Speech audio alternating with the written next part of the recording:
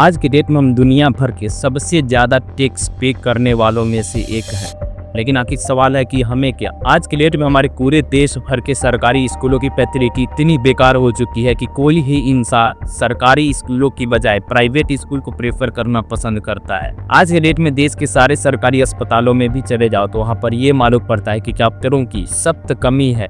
The Hindu की इस report के अनुसार एक सरकारी हॉस्पिटल में एक प्रेग्नेंट लेडी की समय से इलाज न करने की वजह से उसकी बच्चे की जान चली गई। हम लोग टैक्स देते हैं लेकिन फिर भी हमारे देश की ज्यादातर सड़कें गड्ढों से भरी रहती हैं। वहाँ की सड़कें अगर बनती भी हैं तो वो 2-3 महीने के अंदर ही जमीन पर गिर जाती। हमारे देश में 140 करोड़ लोगों की टैक्स देने का नतीजा ये है कि ना ही हमारे देश के सरकारी स्कूलों में फैसिलिटी है और ना ही हमारे देश के सरकारी हॉस्पिटल्स में अच्छे ट्रीटमेंट होते हैं। जिधर भी देखो हमारे देश में सारी सड़कों पर गड्ढे भरे रहते हैं, हर तरफ गंदगी फैली रहती है, जिधर भी देखो कूड़ा कचरा हर जगह फैला रहता है। हार्वर्ड की इस रिपोर्ट के अनुसार हर साल इंडिया में 1.5 मिलियन से ज्यादा लोग मारे जाते हैं सिर्फ और सिर्फ एयर पोल्यूशन की वजह से। लेकिन वही बात अगर अपने मिलियनर्स दोस्तों की आती है तो वहीं पर 1700 करोड़ रुपए का कर्ज माफ कर दिया जाता है। मजाक नहीं कर रहा हूँ। बीएसएनएल कंपनी ने जियो की 1754 करोड़ रुपए का कर्जा माफ कर दिया है। और आपको मालूम है ये सब पैसा कहां से आ रहा है?